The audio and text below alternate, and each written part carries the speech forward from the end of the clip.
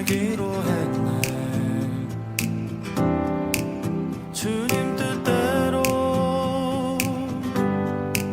살기로 했네. 주님 뜻대로.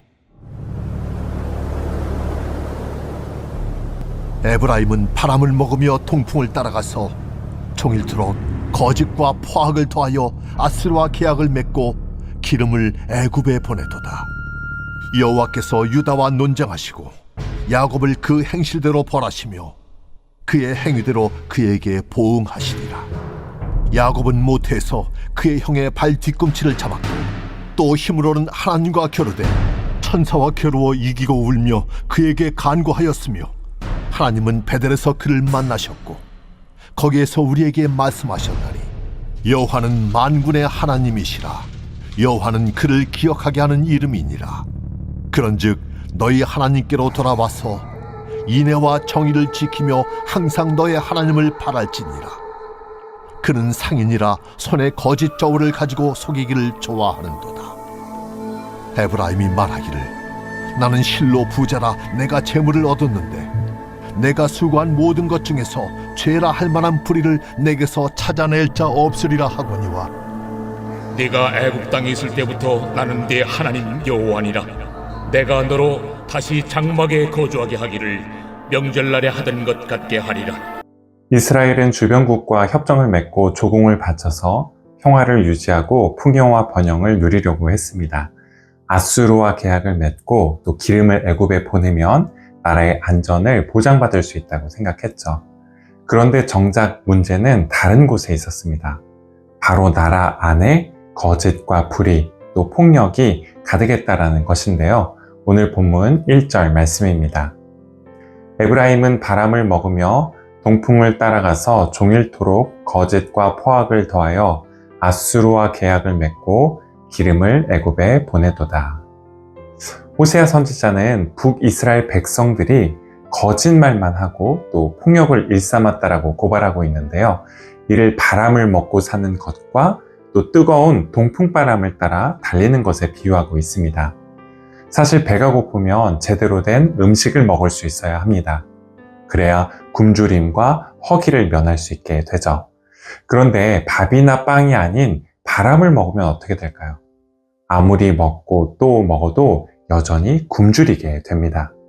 배를 채우는데 아무런 도움이 되지 않죠.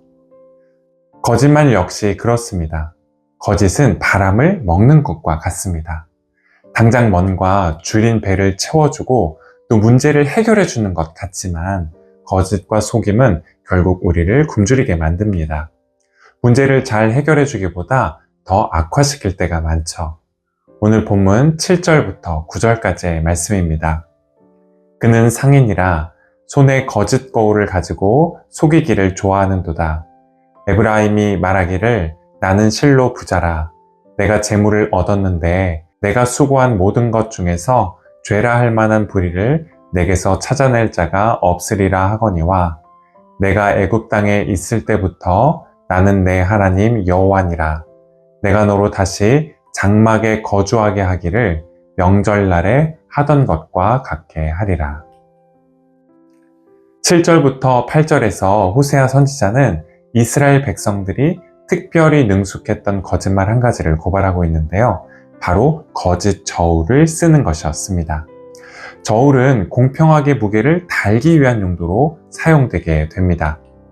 그런데 이스라엘 백성들이 쓰던 저울에는 큰 문제가 있었습니다. 어찌된 영문인지 저울을 쓰면 쓸수록 부자는 더 부자가 되고 가난한 사람들은 더 가난해졌죠.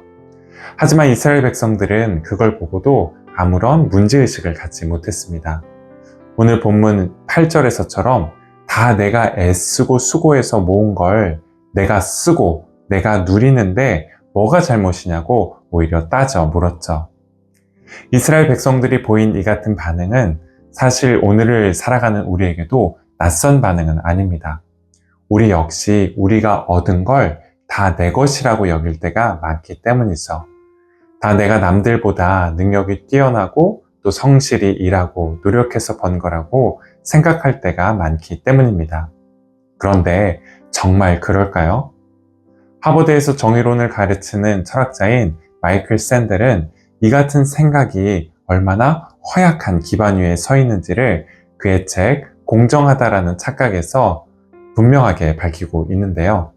다른 건 다 제쳐놓고 특별히 우리 교회가 속해 있는 장로교 칼빈주의 전통과 관련된 문제점에 대해서 이렇게 밝히고 있습니다.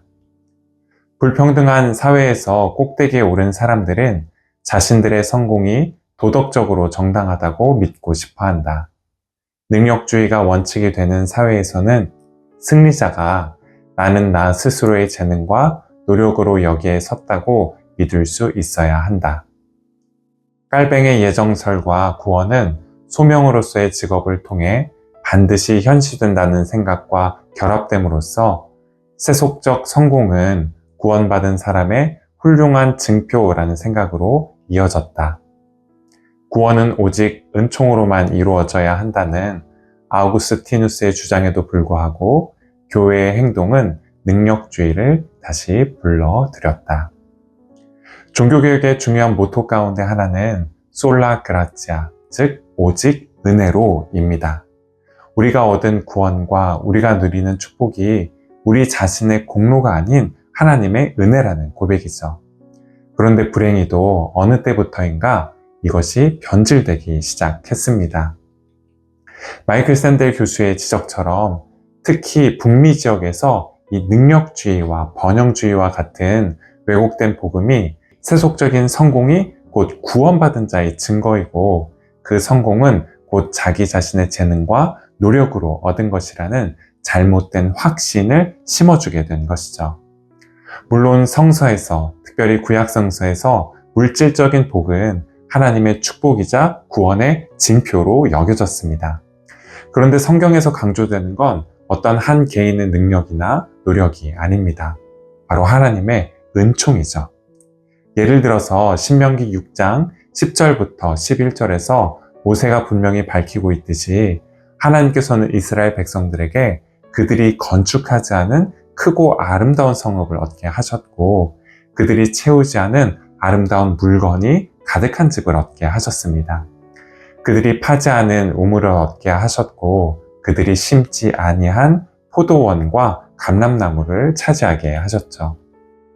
더불어 마이클 샌델 교수는 다음과 같은 전도서의 말씀이 오늘날 특별히 북미 지역의 개신교에서 거의 무시되고 있다고 지적하고 있는데요. 전도서 9장 11절 말씀입니다. 내가 다시 해 아래에서 보니 빠른 경주자들이라고 선착하는 것이 아니며 용사들이라고 전쟁에 승리하는 것이 아니며 지혜자들이라고 음식물을 얻는 것도 아니며 명철자들이라고 재물을 얻는 것도 아니며 지식인들이라고 은총을 입는 것이 아니니 이는 시기와 기회는 그들 모두에게 임함이니라. 능력이나 재능은 그 자체가 우연히 주어진 것에 불과합니다. 집안 배경이나 출신, 태어난 시대, 사는 나라 역시 마찬가지죠. 여기에는 아무런 공로가 없습니다. 전적으로 은혜로 주어진 것이죠. 또 그게 좋다라고 해서 어떤 사람이 반드시 세속적으로 성공하게 되는 것도 아닙니다. 빨리 뛴다라고 해서 먼저 도착하는 것도 아니고 가장 용감한 용사라고 해서 모든 전쟁에서 이기게 되는 것도 아닙니다. 재능과 노력만으로 설명되지 않는 우리의 이해와 통제를 벗어나 있는 우연의 차원, 또 신비의 차원이 우리 삶에 또한 존재하기 때문이죠. 그래서 혹 남들만큼 성공하지 못했다고 해서 전혀 움츠러들거나 부끄러워할 필요가 없습니다. 하나님이 가난한 자들의 하나님이 되시고 고아와 과부, 나그네의 하나님이 되어주시기 때문입니다. 누가복음 1장에서 마리아가 노래하고 있듯이 하나님은 권세 있는 자를 내리치시되 비천한 자를 높이시고 또 줄인 자를 좋은 것으로 배불리시되 부자를 빈손으로 보내시는 분이십니다. 반대로 남들보다 좀 넉넉하고 여유가 있다고 해서 그것을 자랑할 것도 없습니다. 오히려 겸손히 부자를 더 부자로 만들고 가난한 사람들을 더 가난하게 만드는 이 세상이 그 자체로 뭔가 잘못된 건 아닐까라고 질문할 수 있어야 합니다. 오늘 본문에서 호세아 선지자를 통해 말씀하시는 다음과 같은 하나님의 말씀에 귀를 기울이고 그 말씀에 순종할 수 있어야 하죠. 호세아서 12장 6절 말씀을 제가 새번역 성경으로 봉독해 드리겠습니다. 그러니 너희는 하나님께로 돌아오너라. 사랑과 정의를 지키며 너희 하나님에게만 희망을 두고 살아라. 기도하시겠습니다. 전쟁으로 황폐된 나라를 일궈 전 세계가 부러워할 경제 성장을 이루고 이곳 캐나다에서 아무 가진 것 없이 이민을 와 많은 것을 일궈 누릴 수 있게 되기까지 은혜를 베풀어 주시고 지켜주시고 인도해 주신 주님께 감사를 드립니다. 그런데 주님, 저희로 하여금 우리가 얻은 기회로 인해 자신의 재능과 꿈을 펼쳐갈 기회를 잃은 수많은 사람들이 있고 우리가 소유한 부동산 가격이 가파르게 오른 만큼 삶이 더 힘겨워진 수많은 이들이 있고 우리가 풍성하게 먹고 마시고 소비하는 만큼 지구 생명 공동체가 황폐해져 가고 있다는 것을 저희가 또한 기억할 수 있게 해주시기를 간구합니다. 부한 사람들을 더욱 부하게 하고 가난한 이들을 더욱 가난하게 만드는 거짓 저울로 얻은 이익을 마치 자기의 수고와 노력으로 얻은 것인 양 움켜쥐고 있는 저희들에게 너희는 너희 하나님께로 돌아와서 인애와 정의를 지키며 항상 너희 하나님을 바랄지니라라는 주님의 말씀이 들리게 하시고 내 소유의 절반을 가난한 자들에게 주겠사오며 만일 누구의 것을 속여 빼앗은 일이 있으면 내 갑절이나 갚겠나이다 라고 고백했던 삭개오에게 오늘 이 집에 구원이 이르렀다고 말씀하셨던 주님의 말씀이 또한 저희가 사모하고 듣기를 바라는 말씀이 되게 하옵소서. 예수 그리스도의 이름으로 기도드립니다. 아멘.